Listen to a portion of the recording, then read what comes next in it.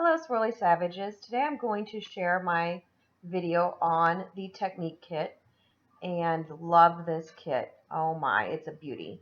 So we're using Iron Orchid Designs rub-on here on the Jilly Bean 12 by 12 plaque. And it did come in with a little stick to rub on. And we're just making sure we get into all the cracks here and get this put on. Then I'll just start peeling it from the top and rubbing as I go just to make sure everything is adhering to the plaque like it should. And if you pull it up too quickly and a spot's missing, you just put it back down where it goes and rub it on. No one will ever be able to tell. Okay, almost got it down here. This one had a little bit of a crack, so we're just trying to rub that in and make sure everything is sticking like it should. Then the next thing you should do is flip over the plastic that the iron-on or the rub-on came with and burnish that. So that's what I did there. Okay, now I'm going to be using some Perfect Pearls.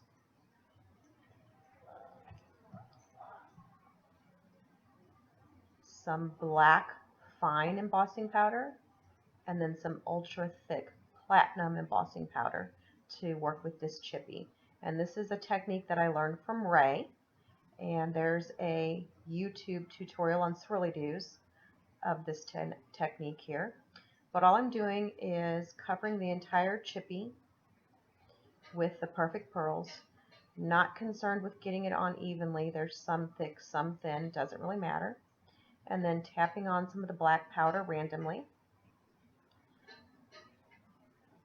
And then we're also going to be using the ultra thick platinum powder, random places on that, and then just hitting that with the heat gun until that melts. Now if you do try this technique, you'll see that it kind of bubbles up, so I'm just pushing it down there to kind of flatten it out, and it's still going to have a rough texture.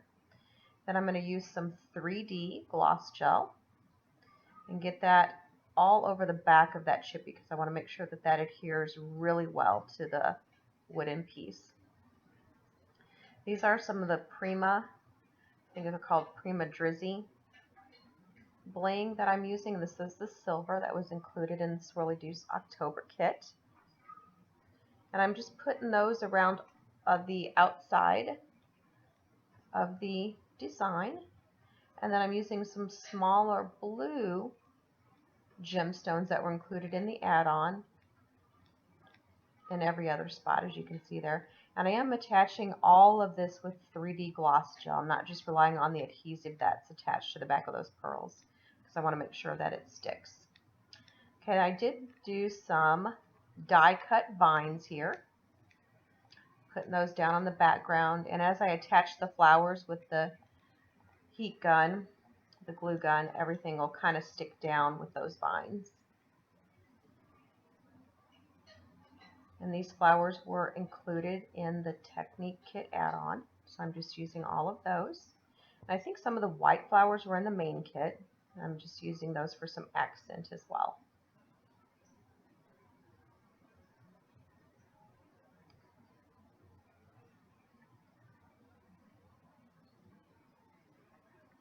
I somewhat laid this out ahead of time with the rub-on so I could kind of see where I wanted the flowers to go and kind of set those aside. So I had a little bit of a plan. Those are some leaves. I did a die cut with that black burlap piece that was included in the main kit and added some leaves in there for some interest.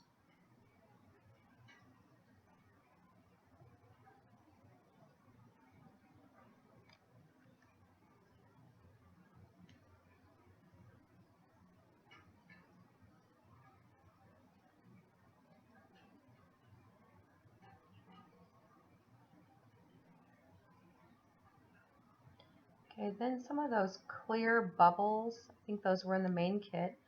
I'm putting some of those randomly around the flower cluster, different sizes, and using some 3D gloss gel to attach those. And once the gel is dry, it will be clear, so don't worry. And then some of the ribbon that was included in the main kit, I cut it in some little pieces, tied a knot in the middle and kind of sticking that in the flower cluster. Okay, I think I'm going to call it done there. So I'm just going to let you look at that, a couple of close-ups here. I think this was a gorgeous piece. Ray had an awesome idea when she created this, and Chrissy put these kits together for us. I think this is my all-time favorite project add-on. It's just beautiful. Well, I can't wait to see what you guys do with yours.